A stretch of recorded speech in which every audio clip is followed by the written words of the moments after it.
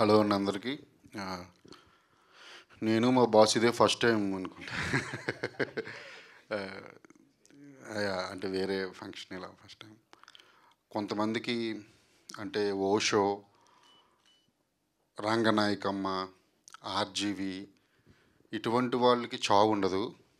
ఎందుకంటే చచ్చిపోతారు, ఏదోలా చేస్తారు. కానీ వాళ్ళకైతే కొన్ని అంటే ఇప్పుడు మనం హిస్టరీ క్యారెక్టర్ని చాలా వాటిని ఎలా అయితే మాట్లాడుకుంటున్నాము ఇప్పటికీ, అలాగా వాళ్ళ క్యారెక్టర్ని వాళ్ళ ఫిలాసఫీని కొన్ని వందల సంవత్సరాలైనా మాట్లాడుకుంటూనే ఉంటారు. ఇంకెక్కువ అవుతుంది అప్పటికి.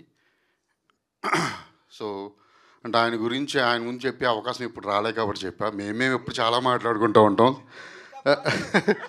నేను అనేది సార్ అదే చెప్తున్నాను సార్, మీరు ఉన్నా పోయినా మీది మేము మాట్లాడుకుంటూనే ఉంటాం సార్. అని నేను అంటే యా అంటే నాకు ఈ అవకాశం ఎప్పుడు సార్, యా సార్ నాకు రాలేదు సార్ ఇది అవకాశం. అందుకే నేను చెప్తున్నా. సో ఆయన దగ్గర వర్క్ చేయడం అనేది నా అదృష్టం. నాకు నిజంగా RX100 అనే అవకాశం వచ్చిందంటే అందులో మేజర్ పార్ట్ నేను ఆర్జీవీ అసిస్టెంట్ అని. ఓకే, నేను ఎలా తీస్తాననేది తెలియదు.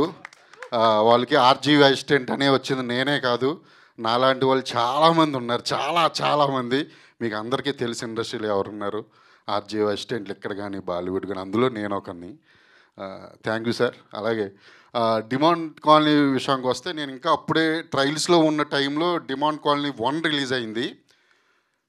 ల్యాప్టాప్లో పెట్టుకుని ఎన్నిసార్లు చూసిన మూవీ లెక్కే లేదు. ఎందుకంటే భయం అనే ఒక థ్రిల్ని పొందడానికి రూమ్లో ఒక్కనే ఉండేవాడిని, నేను ఒక్కనే. ఆ సినిమా చాలాసార్లు చూసా. ఒక హాఫ్ ఆఫ్ ద మూవీ ఒక రూమ్లోనే జరుగుతుంది, నాకు బాగా గుర్తుంది.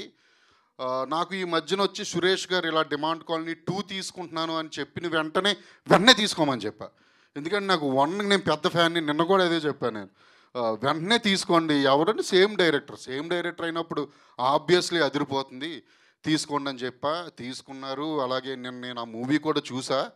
నిజంగా అంటే డైరెక్టర్ తాలూకు ఇమాజినేషన్ అనేది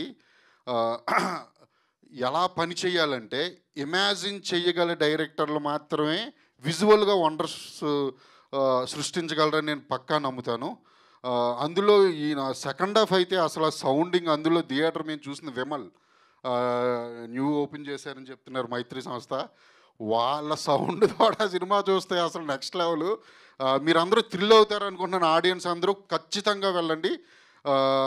డిమాండ్ కాలనీ ఎంత పెద్ద హిట్ అయితే అయ్యిందో, ఈ 2 అంతకన్నా పెద్ద హిట్ అవ్వాలని కోరుకుంటున్నాను.